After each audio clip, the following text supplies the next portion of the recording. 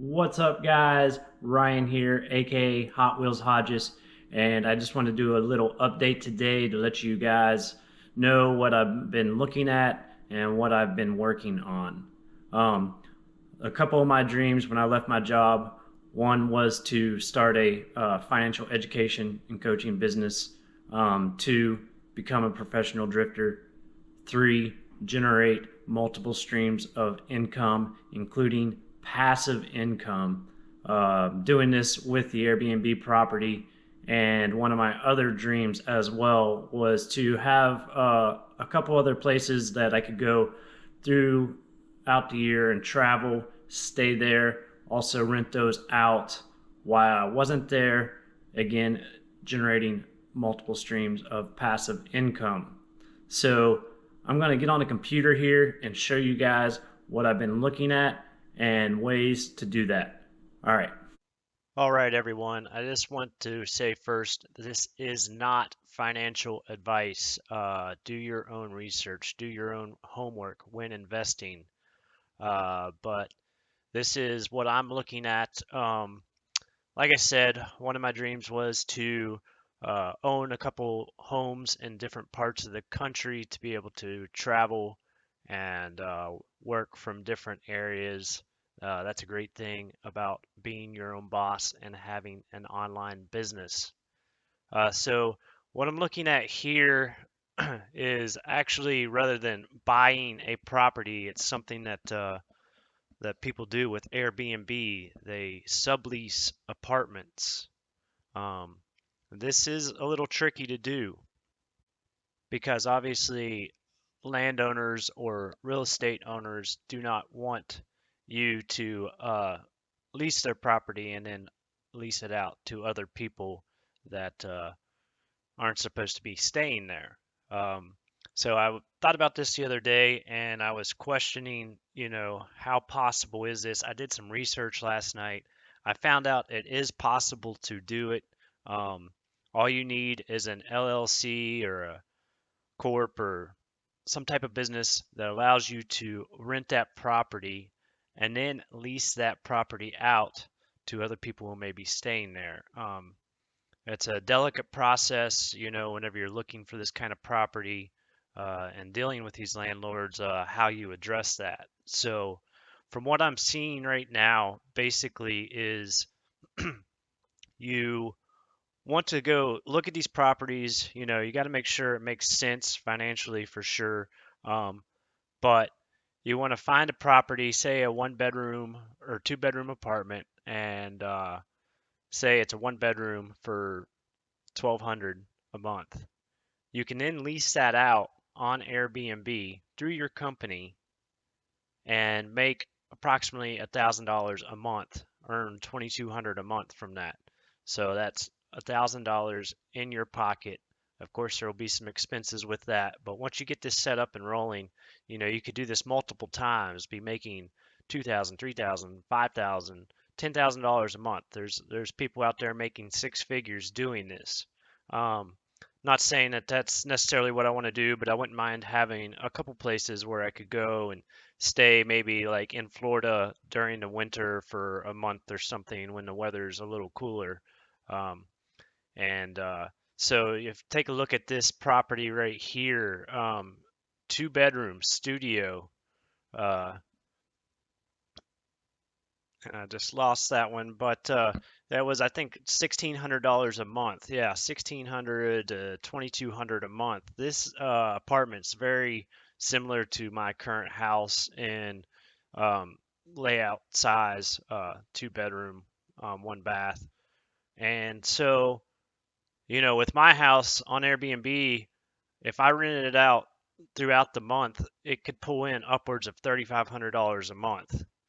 So if you're looking at this apartment, call it $2,000 a month, and you're making $3,500 a month. That's an additional $1,500 a month of income. So, like I said, this is possible. Do your research, do your homework. There's a lot that goes into this. I've looked into properties and flipping houses so much.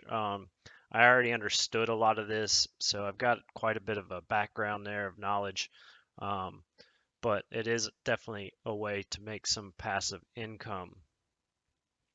Another thing I do is trade stocks and equities in different markets.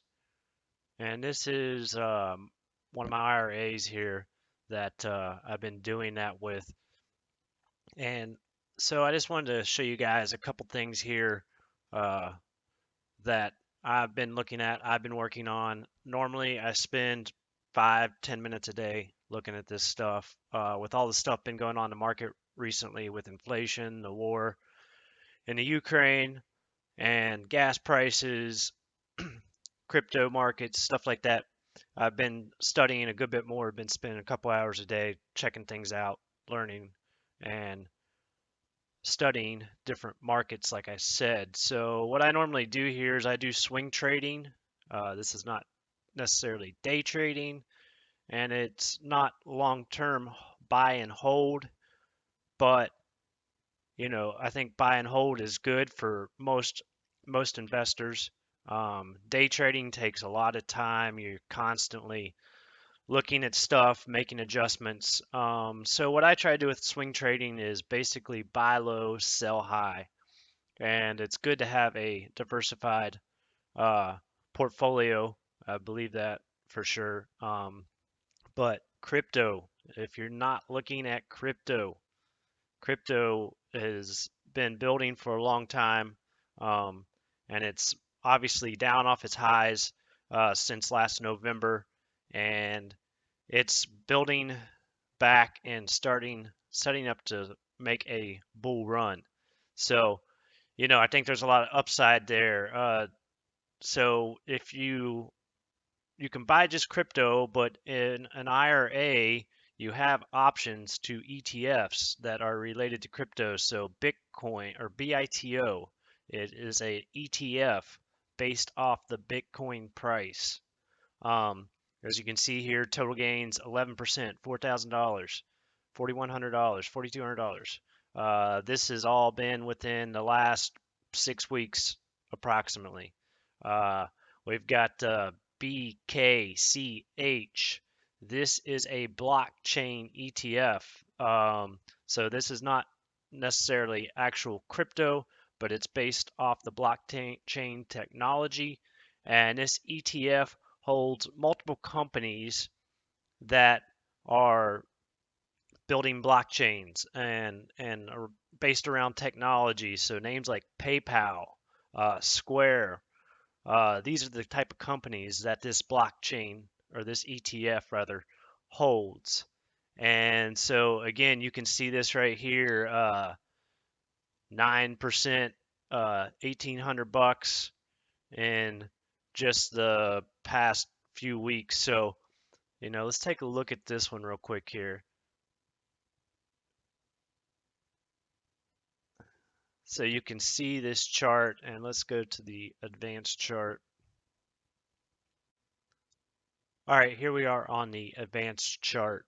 Um, as you can see, this ETF started, it looks like back in July of last year, 2021.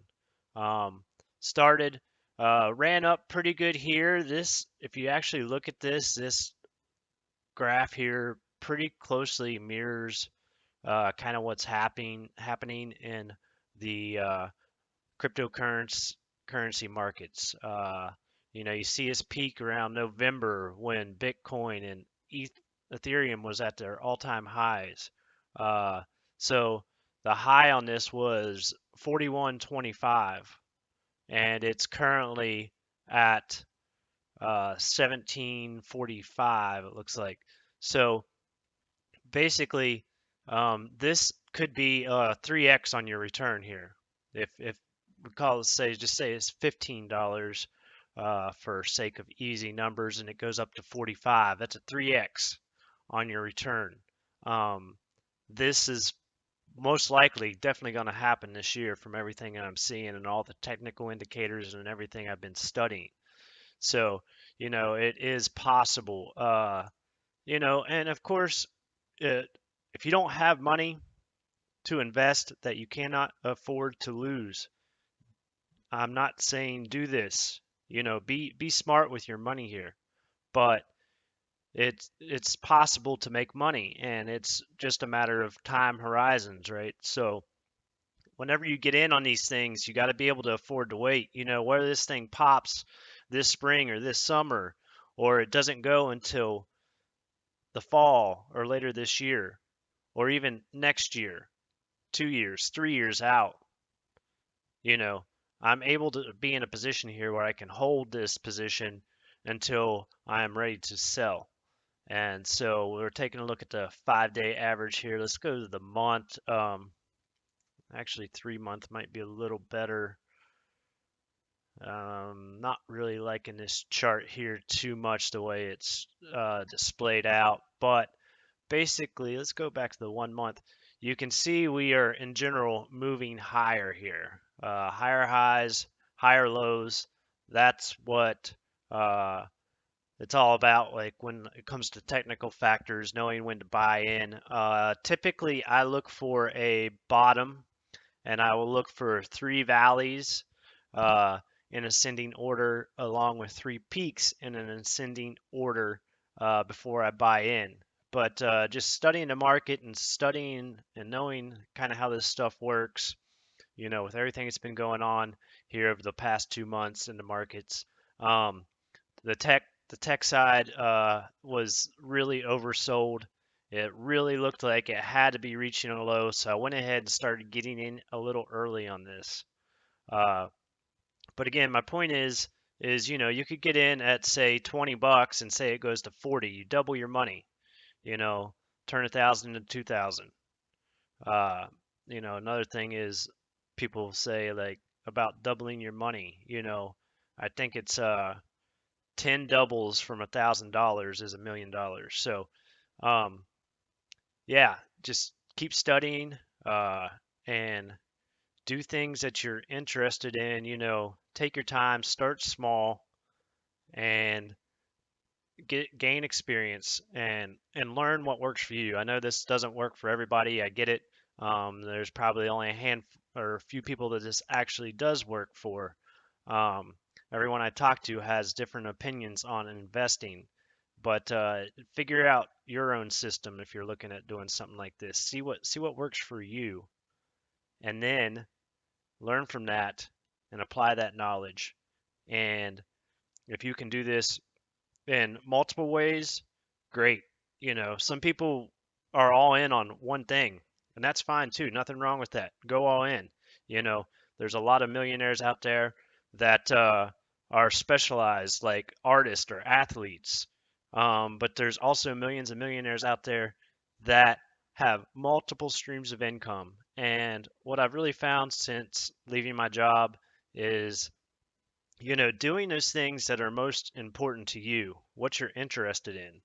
You might not be interested in stocks, you might not be interested in crypto, you might not be interested in real estate or Airbnb, but there probably is something that you are interested in that you can learn to make money from. So, with that being said, kind of follow those passions and those interests and learn from those, learn in that industry, learn in that space. And there's just really no limit to how much you really can earn. So I hope you guys enjoyed this. Um, I'll be doing some more updates here soon. So stay tuned and have a great day.